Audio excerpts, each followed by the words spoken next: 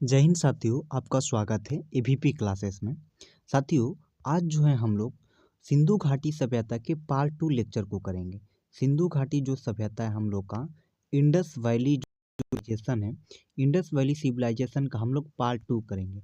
हमने आपको कल पार्ट 1 पढ़ाया था। कल हमने जो है पार्ट 1 में आप लोगों ने देखा कि हमने इतिहास के बारे में बताया, थोड़ी बहुत जानकारी इतिहास के बारे में दी।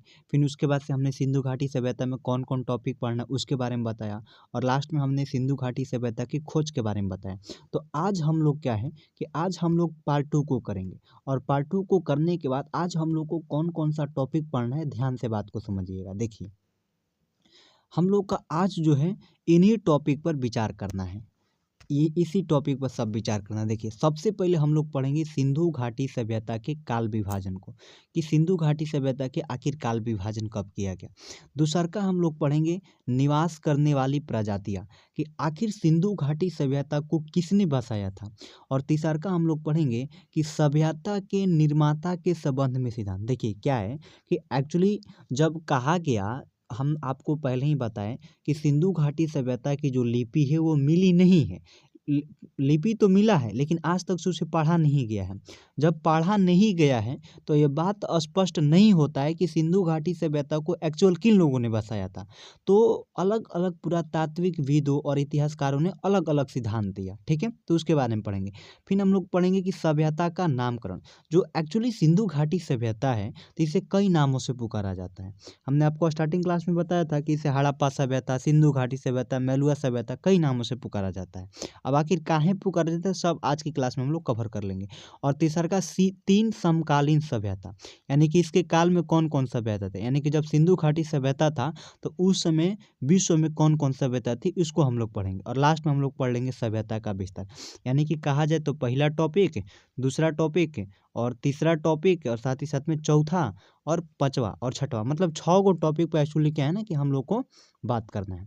अब ध्यान से बात को समझिए साथियों। अब देखिए, अब सबसे पहले हम लोग चलते हैं सिंधु घाटी सभ्यता के काल विभाजन पर। सिंधु घाटी सभ्यता के काल विभाजन पर देखिए, सिंधु घाटी सभ्यता का काल विभाजन, हेडिंग डालिए आप लोग, काल विभाजन, काल विभाजन, काल विभाजन, कि सिंधु घाटी सभ्यता को काल विभाजन क्या है। देखिए, जब एक्चुअली सिंधु घाटी सभ्यता का खोज हुआ था तो विश्व में पूरी एकदम हड़कंप मच गया कि आखिर क्या है। तो जब सभ्यता की खोज हुई तो आखिर देखिए, जब कोई भी चीज़ मिलता है ना तो हम उसको सबसे पहले देखते हैं कि ये क्या है। देख लिए, देखने के बाद अब हम क्या काम करते हैं, हम लोग डायरेक्ट उन दिमाग में ये क्वेश्चन उठता है कि आखिर ये चीज़ कितना वर्ष पुराना होगा। तो वही प्रकार से जब सभ्यता का खोज हुआ तो अब दिमाग में ये सवाल उठा कि आखिर ये जो सिंधु घाटी सभ्यता है ये कितने साल पुराना है, ठीक है। अब क्या है ना कि अब तो लिपि तो मिली लेकिन पढ़ा नहीं गया, तो स्पष्ट नहीं हुआ कि कितना साल पुराना है। कुछ इतिहासकारों ने कहा कि ये 400 साल तक पुराना है, 400 ईसा पूर्व तक पुराना है। कुछ ने कहा कि 7000 ईसा पूर्व तक पुराना है। कुछ ने कहा 8000 ईसा पूर्व तक पुराना है। मतलब अलग अलग पुरातत्वविदों और इतिहासकारों ने अलग अलग अपने सिद्धांत को बताया। अब सब मुद्दा ये है कि हम बात किसको माने। कोई कह रहा है 4000, कोई कह रहा है 5000, कोई कह रहा है 8000। तो अब क्या काम किया गया कि एक पद्धति की सहारा लिया गया जिसका नाम है रेडियो कार्बन 14, रेडियो कार्बन 14। और रेडियो कार्बन 14 के आधार पर सिंधु घाटी सभ्यता को 3 भागों में विभाजित किया गया। इसके काल विभाजन को हम लोग 3 भाग में पढ़ते हैं। अब लेकिन अब एक मुद्दा ये है कि सर रेडियो कार्बन 14 क्या है। तो सबसे पहले ध्यान से समझिए रेडियो कार्बन 14 की, रेडियो आर से रेडियो कार्बन 14। देखिए, रेडियो कार्बन 14 क्या है, एक्चुअली क्या है ये रेडियो कार्बन 14। रेडियो कार्बन 14 जो है, देखिए इसका जो खोज है 1946 ईस्वी में, 1946 ईस्वी में, नहीं हाँ 1946 ईस्वी में जो है अमेरिका के रसायन शास्त्री वी एफ लीवी ने किया था। रेडियो कार्बन 14 की खोज 1946 ईस्वी में अमेरिका के रसायन शास्त्री वी एफ लीवी ने किया था।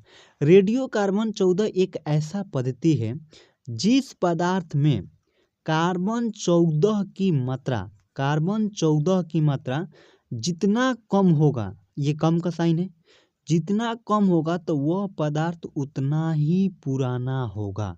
इसके अनुसार रेडियो कार्बन 14 के अनुसार कि जिस पदार्थ में जो कार्बन 14 है, अगर कार्बन 14 की जो मात्रा है जितना कम होगा तो वह पदार्थ उतना ही पुराना माना जाएगा। इसके अनुसार रेडियो कार्बन 14 के अनुसार। तो अब ध्यान से बात को समझिए। रेडियो कार्बन 14 के अनुसार प्यारे बच्चों, सिंधु घाटी सभ्यता के जो काल विभाजन है, जो एक्चुअली काल विभाजन है, इसे 3 भागों में विभाजित किया गया। कितने भागों में? 3 भागों में विभाजित किया गया। देखिए, काल विभाजन 3 भागों में विभाजित किया गया। ठीक है, जो पहला जो समय है इसका, पहला समय को देखिए, पहला जो समय है उसको कहा गया 3500 BC। फर्स्ट जो समय था 3500 BC से लेके कितना BC तक से?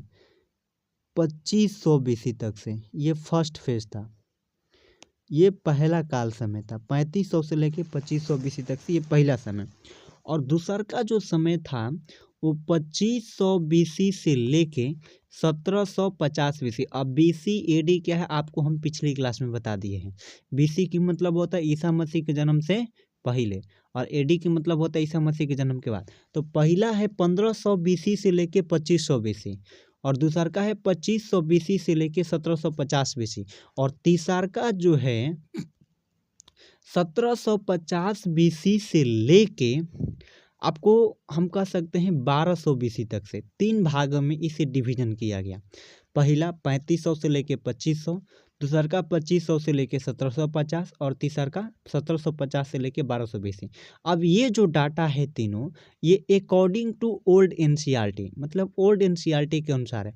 अगर न्यू NCERT के अनुसार बात करेंगे तो उसमें डाटा को थोड़ा चेंज कर दिया गया है। उसमें पहला का समय दिया गया है 6000 BC से लेके 2600 BC तक से, और दूसर का समय दिया गया है 2600 BC से लेके 1900 BC तक से, और तीसरका का समय दिया गया है 1900 BC से लेके 1200 BC तक से। मतलब अलग अलग प्रकार के, लेकिन मेन ओल्ड NCERT का ही डाटा याद कीजिएगा क्योंकि यही सफिशिएंट होता है। तो पहला 3500 BC से लेके 2500 BC, दूसर का 2500 BC से लेके 1750 BC, और तीसर का 1750 BC से लेके 1200 BC। अब ध्यान से बात को समझिए। अब क्या है कि देखिए, अब हम एक्चुअली क्या काम करते हैं, ध्यान से समझिए। ये जो पहला जो समय है 3500 से लेके 1700, 3500 से लेके 2500 BC का जो पहला समय है, इस समय को, इस काल को हम लोग कहते हैं क्या? पूर्व हड़प्पा काल। कौन काल? पूर्व हड़प्पा काल। पूर्व हड़प्पा काल, इस काल को हम लोग कहते हैं पूर्व हड़प्पा काल। अब पूर्व हड़प्पा काल जो है ये अविकसित काल है, हम इसको कह सकते हैं अविकसित काल। अविकसित काल। अब देखिए, पूर्व हड़प्पा और अविकसित काल का अर्थ क्या है? देखिए, अविकसित काल के मतलब होता है कि वह समय, वह काल जिस समय हड़प्पा सभ्यता का पूरा विकास नहीं हुआ था, तो वो जो काल है ये अविकसित काल है। क्या है? अविकसित काल है। इस काल में जो सभ्यता का विकास है पूरा तरीका से परिपक्व नहीं हुआ था। इस समय में सभ्यता का बन रही थी, अभी छोटे छोटे चीज बन रहा था। तो पूर्व हड़प्पा काल, तो 3500 से जो 2500 BC उसको कहा जाता है पूर्व हड़प्पा काल, और इसे अविकसित काल के नाम से जानते हैं। अब मुद्दा ये उठता है, सवाल ये है कि सर, जब सभ्यता का निर्माण हो रहा था तो उस समय कौन कौन से स्थल मिले थे? आखिर जब सभ्यता का एक्चुअली देखिए, जब घर का निर्माण होता है तो उसके सामने भी थोड़ा एक दो को तो घर हुआ ही करता है। तो उसी प्रकार से जब सभ्यता का निर्माण हुआ था, जब सभ्यता स्टार्टिंग में बन रही थी, तो कौन कौन से स्थल उस समय थे? तो अब देखिए, पूर्व हड़प्पा काल के समय, ध्यान से बात को समझिएगा। पूर्व हड़प्पा, अभी तो समझ गए ना पूर्व हड़प्पा काल। तो पूर्व हड़प्पा काल के समय देखिए, ये जो 3500 BC है, 2500 BC, इसको कहते हैं पूर्व हड़प्पा काल। और पूर्व हड़प्पा काल के समय आपको रंगपुर नहीं, आपको हरियाणा से 2 स्थल मिले हैं। पहला पहला की अगर बात की जाए तो बनावली, बनावली, बनावली। और दूसर का राखी गढ़ी, दूसर का राखी गढ़ी। दूसर का अगर बात की जाए प्यारे बच्चों, दूसर का तो दूसर का है राखी, राखी गढ़ी। मतलब जब सभ्यता का निर्माण हो रहा था तो दो स्थल थे, बनावली और राखी गढ़ी। कहाँ से? ये हरियाणा से, ठीक है, ये हरियाणा से।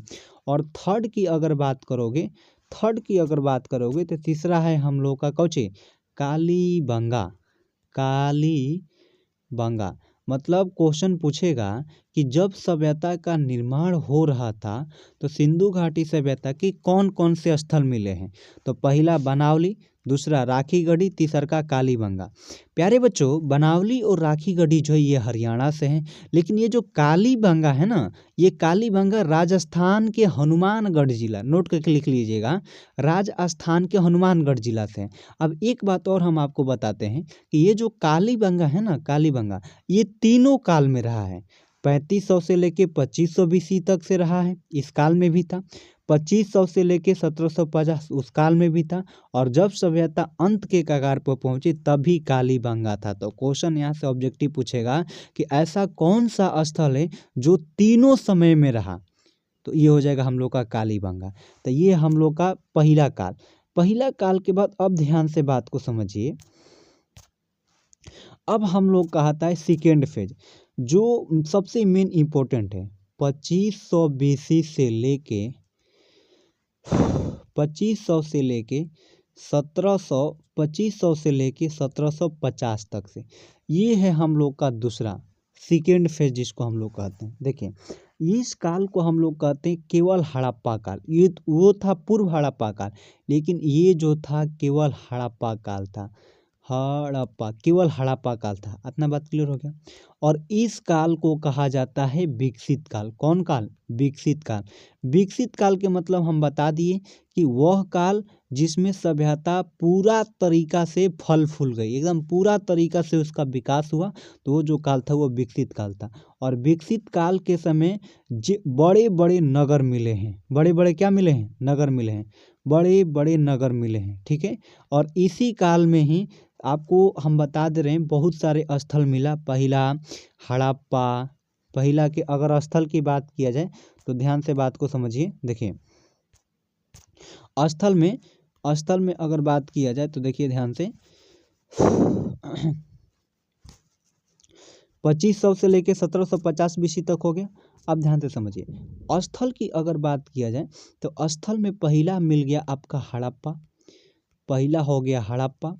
हड़प्पा के बाद मोहनजोदड़ो, हड़प्पा मोहनजोदड़ो, हड़प्पा मोहनजोदड़ो, हड़प्पा मोहनजोदड़ो, फिर उसके बाद से लोथल, जितना बड़ा बड़ा है लोथल, लोथल के बाद धौलावीरा, लोथल के बाद धौलावीरा, और धौलावीरा के बाद हम लोग बात करते हैं कौन सी? हड़प्पा मोहनजोदड़ो, लोथल, धौलावीरा, चनहुदड़ो, चनहुदड़ो, चनहुदड़ो, फिर उसके बाद से राखी गढ़ी। ये सब जितने बड़े बड़े स्थल हैं ना, सब इसमें मिले हैं विकसित काल में, और विकसित काल में ही सारा सब चीज़ मिला है। तो ये हो गया हम लोग का सेकेंड फेसेस।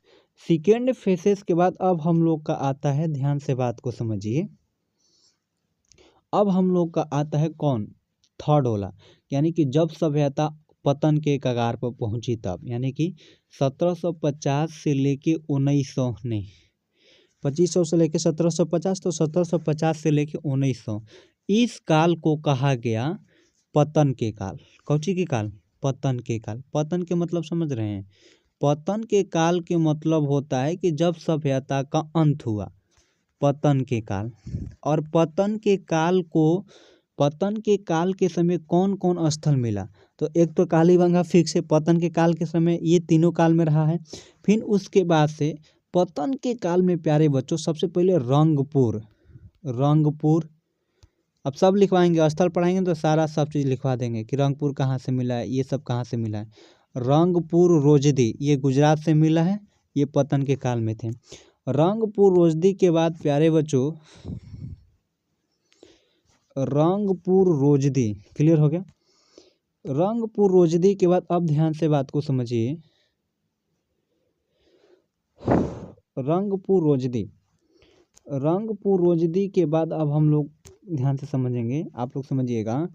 अब एक मेला है आप लोग का आलमगीरपुर। आलमगीरपुर जो है, आलमगीरपुर, तो ये आलमगीरपुर उत्तर प्रदेश से, कहाँ से? यूपी से। क्लियर हो गया। और फिर उसके बाद से हुल्लास, हुलम्पैलास, हुल्लास कहाँ से? हरियाणा से, हरियाणा से। फिर भगवानपुर भी, हुलास हो गया, भगवानपुर हो गया, आलमगीरपुर हो गया। तो ये सब जितने जो है ना, ये पतन के समय, जब सिंधु घाटी सभ्यता का एक्चुअली पतन हो रहा था, तो तब के ये सब स्थल हैं। अपना बात समझ में आ गया। अब ध्यान से बात को समझिए प्यारे बच्चों। अब एक टॉपिक आपका क्लियर हो गया कि सिंधु घाटी सभ्यता के काल विभाजन। हम आपको वन शॉट में फिर से रिपीट करवा देते हैं। रेडियो कार्बन 14 के अनुसार पर सिंधु घाटी सभ्यता के काल विभाजन को 3 भागों में विभाजित किया गया। पहला 3500 बीसी से लेके 2500 बीसी तक से, और उस काल को हम लोग कहते हैं हड़प्पा काल। हड़प्पा काल में आपको 2-3 स्थल मिले हैं। पहला की अगर बात कीजिए, बनावली राखीगढ़ी, बनावली राखीगढ़ी हरियाणा से। और तीसरा जो मिला है आप लोग का बनावली राखीगढ़ी के बाद हम लोग कह सकते हैं कालीबंगा। कालीबंगा जो है प्यारे बच्चों राजस्थान से मिला। तो ये जो था आपका फर्स्ट स्टेज, इसको हम लोग कहते हैं अविकसित काल।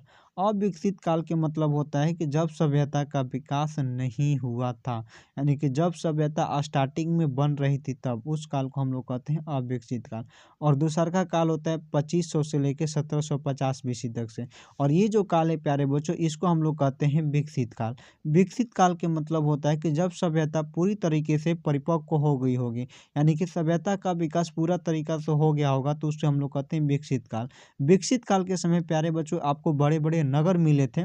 और आपको हम बता दें कि इसमें जितना बड़ा बड़ा नगर होगा सब इसी के समय मिला होगा। हड़प्पा, मोहनजोदड़ो, चनहुदड़ो, लोथल, फिर धौलावीरा, प्रभावपाटन, सब ये सब जो है ना, एक्चुअली इसे विकसित काल के समय मिला। और तीसरा जो था आपको 1750 से लेकर 1900 बीसी तक से, ये जो था पतन के काल था। और पतन के काल में प्यारे बच्चों सबसे पहले अगर बात किया जाए तो रंगपुर रोजदी गुजरात से, और ये आलमगीरपुर उत्तर प्रदेश से, और हुल्लास और भगवानपुर ये जो है आपको हरियाणा से। तो ये जो था आप लोग का सिंधु घाटी सभ्यता का काल विभाजन। अब हम लोग नेक्स्ट टॉपिक की तरफ बढ़ते हैं, ध्यान से समझिएगा प्यारे बच्चों। अब अगर हम नेक्स्ट टॉपिक की अगर ओर बढ़ें, तो अब हम लोग का मेन टॉपिक है कि सिंधु घाटी सभ्यता को किसने बसाया था। यानी कि मेन टॉपिक ये है हम लोग का कि सिंधु घाटी सभ्यता में निवास करने वाली प्रजातियाँ, निवास करने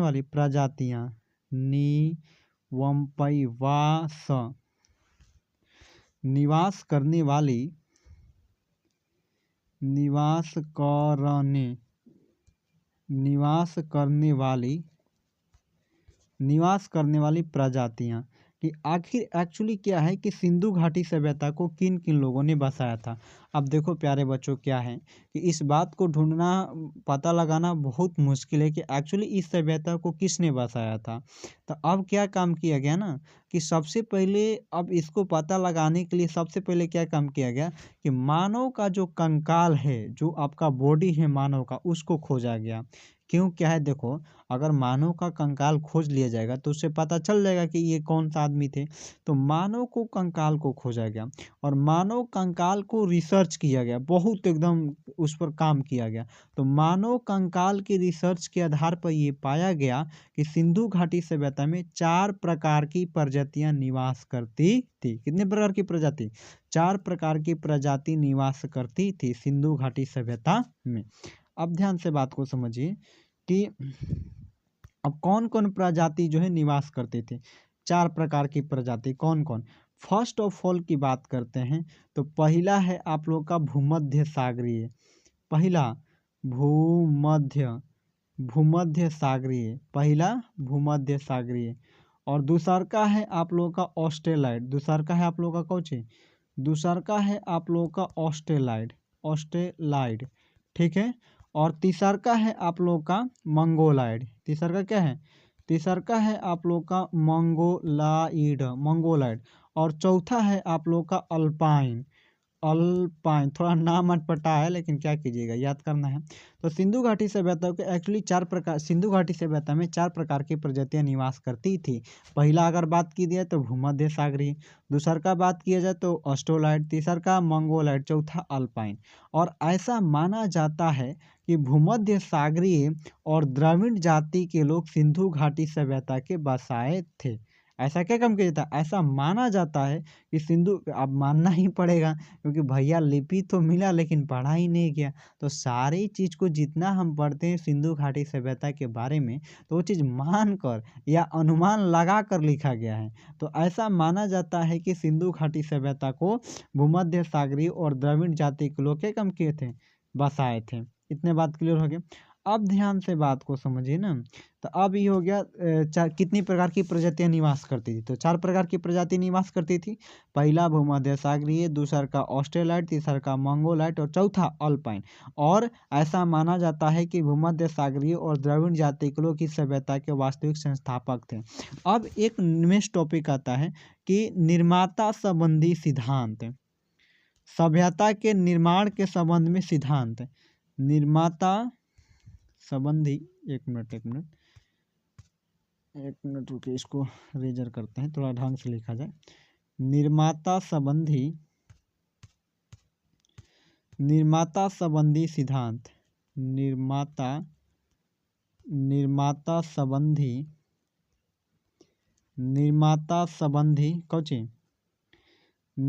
संबंधी सिद्धांत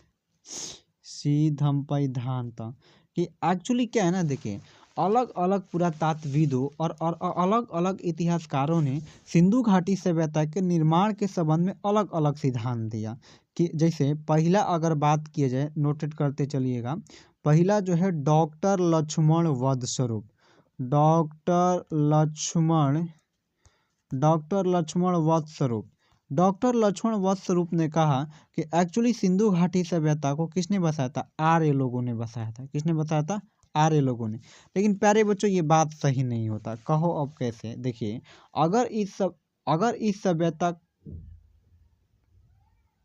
इस सभ्यता को आर्य लोग बसाए होते तो एक्चुअली क्या है ना कि आर्यों की तो लिपि पढ़ी गई है।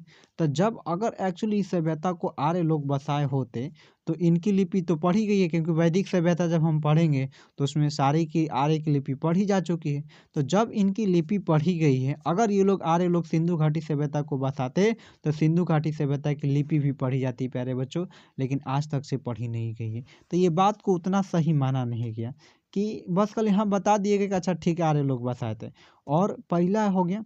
दूसर का अगर बात किया जाए तो दूसर का थे आपको कौन, गार्डन चाइल्ड ने कहा प्यारे बच्चों, गार्डन चाइल्ड ने कहा कि सिंधु घाटी सभ्यता को सुमेरियन लोग बसाए थे। सुमेरियन, अब सुमेरियन क्या है देखिए ध्यान से। सुमेरियन जो नाम है ना, ये मेसोपोटामिया सभ्यता का दूसरा नाम है।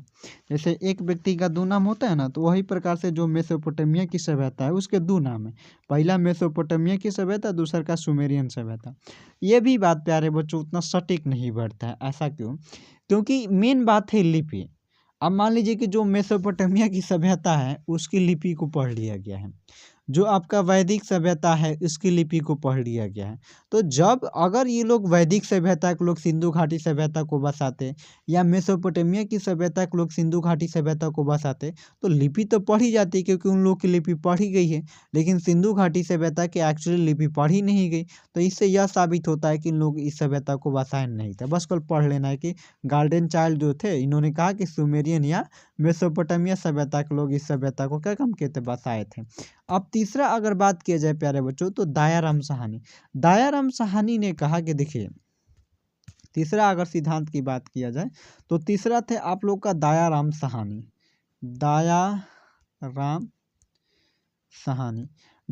साहनी ने कहा प्यारे बच्चों कि इस सभ्यता को द्रविड़ जाति के लोग बसाए थे। द्रविड़ का मतलब समझते हैं, जब आप भारत का मैप देखिएगा ना, जैसे मान लीजिए कि ये भारत का मैप है एक्चुअली, मतलब सपोजेड, तो ये जो आपका दक्षिण वाला जितना भी एरिया है ना, तो दयाराम साहनी ने कहा कि एक्चुअली इस सभ्यता को द्रविड़ जाति के लोग यानी कि दक्षिण लोग इस सभ्यता का कम किए थे, बसाए थे। और इसी को माना गया है, इसी को क्या काम किया गया, माना गया कि सिंधु घाटी सभ्यता को किन लोगों ने बसाया है, तो द्रविड़ जाति के लोग बसाए हैं। इतना बात क्लियर होगी। और चौथा अगर बात किया जाए प्यारे बच्चों, तो चौथा है आपका मार्टिमर व्हीलर। मार्टिमर व्हीलर ने कहा, मार्टिमर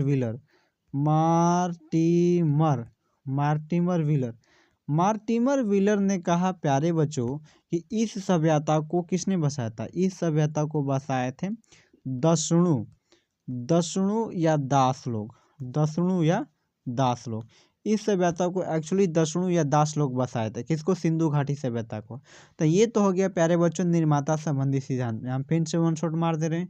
देखिए, निर्माता संबंधी सिद्धांत के मतलब होता है कि जब सिंधु घाटी सभ्यता की खोज हुई तो इसके काल समय को लेके बहुत एकदम लोग चिंतित थे कि आखिर यह सभ्यता कितना पुराना है। कोई अट के पट बता रहा था, कोई कह रहा था 7,000, तो कोई कह रहा था 8,000, कोई कह रहा था तो 9,000।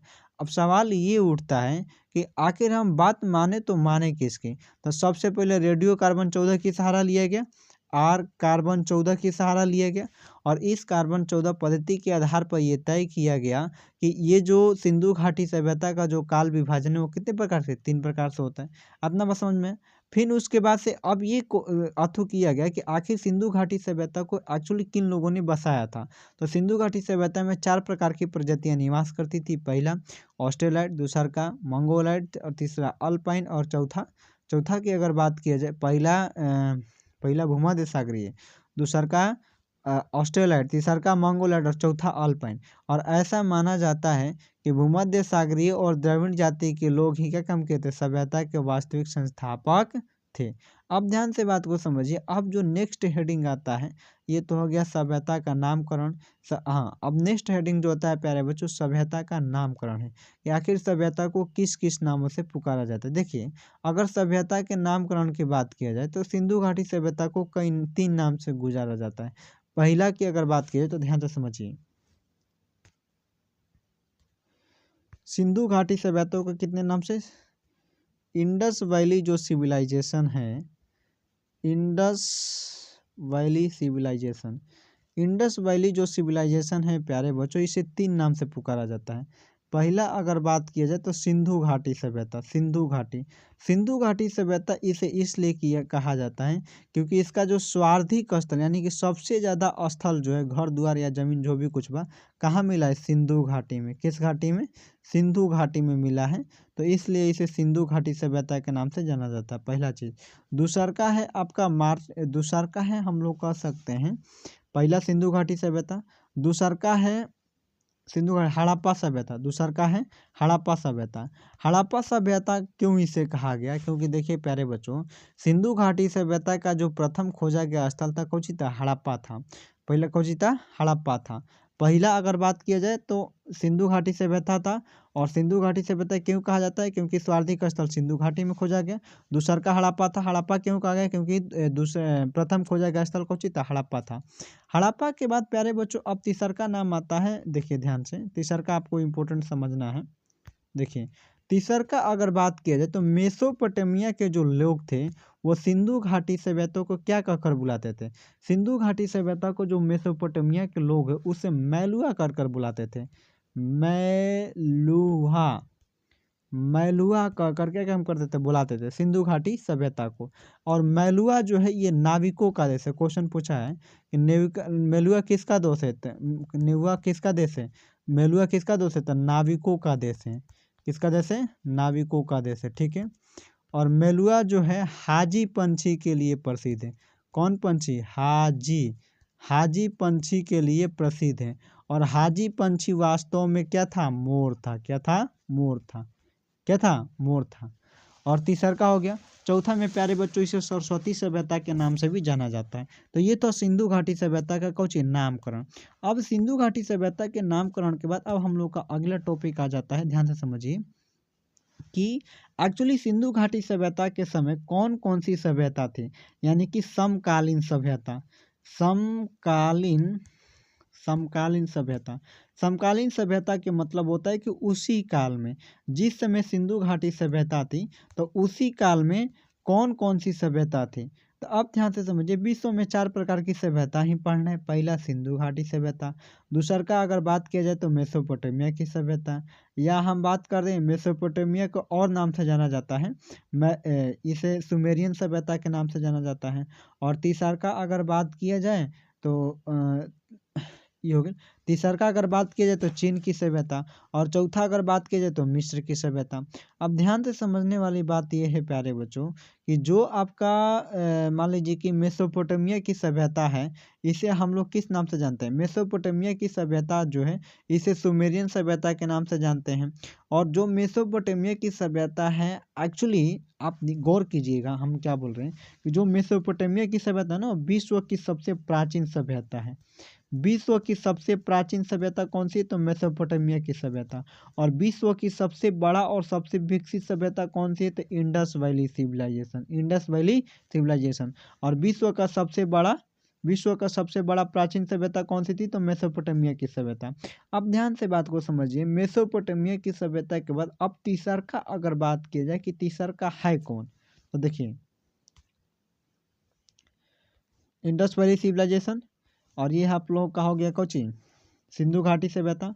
और सिंधु घाटी सभ्यता के बाद प्यारे बच्चों हम लोग कह सकते हैं कि मेसोपोटामिया की सभ्यता। और तीसर का जो है चीन की सभ्यता, चीन की सभ्यता जो ये हांगू नदी किनारे है। और चौथा अगर बात किया जाए तो चौथा हो जाएगा मिस्र की सभ्यता, नील नदी के किनारे। अब एक बात और समझना है प्यारे बच्चों कि जो आपका मेसोपोटामिया की सभ्यता है, मेसोपोटामिया की सभ्यता विश्व की सबसे प्राचीन सभ्यता है। और मेसोपोटामिया की सभ्यता के जो लोग थे वो कई चीज़ के बारे में बताए थे। पहला कि एक दिन में जो है 24 घंटा होता है, और 1 घंटा में 60 मिनट होता है, और 1 मिनट में 60 सेकंड होता है। ये सबसे पहले किसने बताया? तो मेसोपोटामिया के लोग बताए थे, पहला चीज़। और दूसरा चीज़ कि 1 साल में 30 महीना या 31 महीना होता है, ये भी कौन लोग बताए थे? तो ये लोग बताए थे मेसोपोटामिया की सभ्यता। अब अगर बात किया जाए प्यारे बच्चों, ये तो हो गया सभ्यता का कौन चीज नामकरण। सभ्यता के नामकरण के बाद अब नेक्स्ट टॉपिक की ओर बढ़ा जाए तो नेक्स्ट टॉपिक है आप लोग का सारा सब चीज़ तो अब हम लोग पढ़ ही लिए। नेक्स्ट टॉपिक है हम लोग कह सकते हैं, देखिए समकालीन सभ्यता हो गया, सब चीज़ हो गया। अब जो लास्ट टॉपिक है ना सिंधु घाटी सभ्यता की, इंडस वैली सिविलाइजेशन। सबसे पहले हम लोगों ने काल विभाजन को पढ़ा। काल विभाजन को पढ़ने के बाद फिर हम लोगों ने क्या पढ़ा? फिर हम लोगों ने ये देखा कि आखिर सभ्यता कैसे कैसे परिपक्व हुई। फिर सभ्यता परिपक्व के बाद कौन कौन लोग ने इसको बसाए थे ये देखा। निवास करने वाली प्रजातियाँ, निवास करने वाली प्रजातियों के बाद अब हम लोगों ने ये देखा कि कौन कौन सी सभ्यता उस समय थी जब सिंधु घाटी सभ्यता था। अब लास्ट टॉपिक ये बचता है सिंधु घाटी सभ्यता की कि इसका विस्तार कहाँ, उन कितने कितने देशों में, आखिर सिंधु घाटी सभ्यता कहाँ तक से फैला था। ध्यान से बात को समझिए, सिंधु घाटी सभ्यता का जो विस्तार है प्यारे बच्चों वो 3 देशों में देखा जाता है। कितने देशों में? 3 देशों में। पहला भारत, दूसर का पाकिस्तान, पीके के मतलब पाकिस्तान, और तीसर का अफगानिस्तान। तो सिंधु घाटी सभ्यता का जो विस्तार है 3 देशों में खास तौर पर देखने को मिलता है, भारत, पाकिस्तान और कुछ अफगानिस्तान। एक बात को समझिए, हम इसको ऐसे हम समझ सकते हैं, देखिए कैसे। जैसे आप अगर आज का नक्शा अगर पढ़े होंगे तो आपने पढ़ा होगा पूर्वी बिंदु, पश्चिमी बिंदु, उत्तरी बिंदु, दक्षिणी बिंदु। जैसे हम आपको रिपीट करा दे रहे हैं, जैसे आज का जो नक्शा है ना, तो भारत का जो नक्शा है उसका उत्तरी बिंदु की बात की जाए तो इंदिरा कॉल है, उत्तरी बिंदु इंदिरा कॉल। पश्चिमी बिंदु की बात किया जाए तो हम लोग कह सकते हैं कि गुहार मोती जो गुजरात में है, और पूर्वी बिंदु किऊथु है जो अरुणाचल प्रदेश में है, और जो सबसे लास्ट वाला बिंदु है दक्षिणी बिंदु। तो दक्षिणी बिंदु में 2 कंडीशन है। अगर क्वेश्चन कहेगा, देखिए भारत का जो मैप ऐसे बनता है ना, मान लीजिए कहीं सबसे लास्ट हो गया, तो अगर क्वेश्चन कहेगा कि मुख्य भूमि से बताइए, मुख्य भूमि का जो दक्षिणतम बिंदु है, तो ये है आप लोग का कन्याकुमारी। कौन कुमारी? कन्याकुमारी। कन्याकुमारी को कई नाम से जाना जाता है, केप कोमोरिन, और साथ ही साथ में केप कोमोरिन के बाद एक और नाम से जाना जाता है कन्याकुमारी को। हाँ, वही बात है कि केप कोमोरिन के नाम से जाना जाता है। केप कोमोरिन कहाँ पर स्थित है? तमिलनाडु में। तो ये हो गया कन्याकुमारी। और संपूर्ण भारत से अगर पूछे तो इसे हम लोग कहते हैं इंदिरा पॉइंट। कौन पॉइंट? इंदिरा पॉइंट। और इंदिरा पॉइंट को 3 नाम से जाना जाता है। पहला की अगर बात किया जाए तो पिगमिलियन पॉइंट, दूसर का अगर बात किया जाए तो पार्सन पॉइंट, और तीसर का बात किया जाए तो प्यारे बच्चों ये हो जाएगा आप लोगों का पिगमिलियन पॉइंट, पार्सन पॉइंट, तीसर का हो जाएगा लौ हीचिंग। लौ हीचिंग क्लियर हो गया। तो ये हो गया एक्चुअली आज का डायग्राम। लेकिन अब सिंधु घाटी सभ्यता का क्या था, ध्यान से बात को समझिए। ये हम लोग का एक्चुअली क्या है ना कि ये हम लोग को भारत है, ठीक है। क्या है ना कि एक्चुअली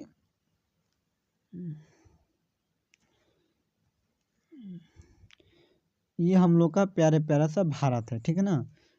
अब उतना डिग्रीमिना बन गया है तो जो भी कुछ है मान लीजिए हम लोग का भारत है, ठीक। अब ध्यान से बात को समझो कि जो सिंधु घाटी सभ्यता का जो उत्तरी बिंदु, पूर्वी बिंदु, दक्षिणी बिंदु है, देखिए ये हम लोग का हो गया नॉर्थ, ये साउथ, ये वेस्ट और ये कौन सी ईस्ट। तो जो सिंधु घाटी सभ्यता का उत्तरी बिंदु था उसका नाम था मांडा, उत्तर में मांडा। किस नदी के किनारे? तो चेनाब नदी के किनारे। किस नदी के किनारे? चेनाब नदी के किनारे। और साथ ही साथ में ये मंडा जो है जम्मू कश्मीर के अखनूर जिला, जम्मू कश्मीर के कौन सा जिला? तो जम्मू कश्मीर के अखनूर जिला में। देखिए ध्यान से बात को समझिए। तो ये जो हो गया हम लोग का, देखिए देख सकते हैं ये हम लोग का हो गया नॉर्थ, साउथ, वेस्ट और ईस्ट। तो उत्तर में हो जाएगा हम लोग का मांडा, जम्मू कश्मीर के अखनूर जिला, और साथ ही साथ में नदी की बात किया जाए तो चेनाब नदी के किनारे। और दक्षिण में हो जाएगा आपका दैमाबाद। दक्षिण में दैमाबाद जो है महाराष्ट्र के परवरा नदी के किनारे है।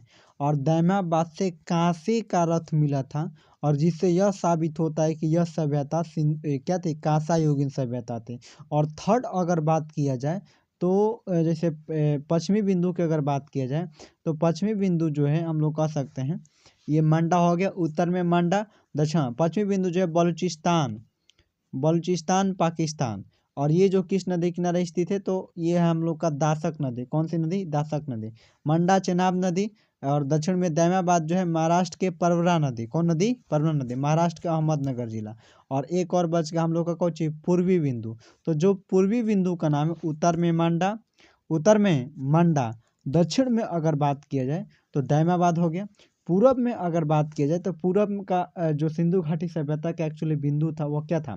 तो पूरब में बलूचिस्तान अफगानिस्तान, और पूरब नहीं पश्चिम में बलूचिस्तान अफगानिस्तान, और पूरब में अगर बात की जाए तो आलमगीरपुर। कौन गिरपुर? आलमगीरपुर, उत्तर प्रदेश के मेरठ जिला। उत्तर प्रदेश के मेरठ जिला। तो ये 4 पॉइंट हो गया। उत्तर प्रदेश के कौन जिला? मेरठ जिला। तो हम फिर से आपको बता दे रहे हैं, तो ध्यान से बात को समझिए। हमने सबसे पहले बताया इसके बिंदु की, तो इसमें 4 गो डायरेक्शन होता है, नॉर्थ, साउथ, ईस्ट और वेस्ट है। तो सिंधु घाटी सभ्यता का जो उत्तरी बिंदु था उसका नाम था मंडा। तो किस नदी किनारे? चेनाब नदी किनारे। जो इसका दक्षिणी बिंदु था, जो इसका हम लोग कह सकते हैं कि जो नीचे वाला कर दिया था, तो दक्षिणी बिंदु का नाम था दैमाबाद। दैमाबाद से आपको कांसे का रथ मिलता है, ये था परवरा नदी किनारे। और जो आप लोग का पश्चिमी बिंदु था, तो पश्चिमी बिंदु बलूचिस्तान अफगानिस्तान जो कि दासक नदी किनारे था। और लास्ट में हम लोग का पूर्वी बिंदु क्यूथू अरुणाचल, लास्ट में हम लोग का पूर्वी बिंदु, तो पूर्वी बिंदु का क्या नाम है? उत्तर प्रदेश के मेरठ जिला से मिला है। उत्तर प्रदेश के मेरठ जिला से। अपना बात क्लियर हो गया। तो यही था हम लोग का प्यारे बच्चों आज का टॉपिक। सिंधु घाटी सभ्यता के बारे में हम लोग जान गए। सबसे पहले हम लोगों ने जाना काल विभाजन के बारे में कि एक्चुअली सिंधु घाटी सभ्यता का काल विभाजन क्या है। फिर हमने जाना कि सिंधु घाटी सभ्यता को कौन कौन लोग बसाए थे। फिर हमने जाना कि सिंधु घाटी सभ्यता के निर्माता के संबंध में कौन कौन सिद्धांत हैं, ये हम लोगों ने जाना। और फिर हम लोगों ने जाना प्यारे बच्चों कि जो एक्चुअली सिंधु घाटी सभ्यता है, जो मान लीजिए कि हमने जब जान लिया कि आखिर काल विभाजन क्या है, समय क्या है, तो फिर हम लोग जाना कि सिंधु घाटी सभ्यता के समझ कितने हम लोग कह सकते हैं कौन कौन सभ्यता समकालीन थी, ये हम लोगों ने जाना। और लास्ट में हम लोग जाना सिंधु घाटी सभ्यता का सिंधु घाटी सभ्यता का विस्तार। और यहीं से प्यारे बच्चों इन्हीं सब बातों के साथ अब हम अपनी टॉपिक को क्या कम कर रहे हैं, ख़त्म कर रहे हैं। और कल से स्टार्ट होगा सिंधु घाटी लेक्चर नंबर 3, यानी कि सिंधु घाटी सभ्यता से प्राप्त स्थल, यानी कौन कौन स्थल कहाँ से मिला है। कल से ये सब क्वेश्चन स्टार्ट होगा। लेकिन आज जो है यहीं पर मतलब इन्हीं सब बातों के साथ आज क्लास एंड होता है। और सभी को हमारे तरफ से ढेर सारी शुभकामनाएं। सभी लोग जो हंसते रहिए, मुस्कुराते रहिए, पढ़ते रहिए, माता पिता का आज्ञा कीजिए और आज्ञा मानिए, और साथ ही साथ में एकदम पढ़ाई में बहुत फोकस कीजिए, क्योंकि अब टाइम बहुत कम है। चलिए इन्हीं सब बातों के साथ अब नेक्स्ट वीडियो में आपसे मिलते हैं। जय हिंद, जय भारत। सभी को नमस्कार, सत श्री अकाल, रात्रि। जय हिंद, जय भारत, वालेकुम सलाम।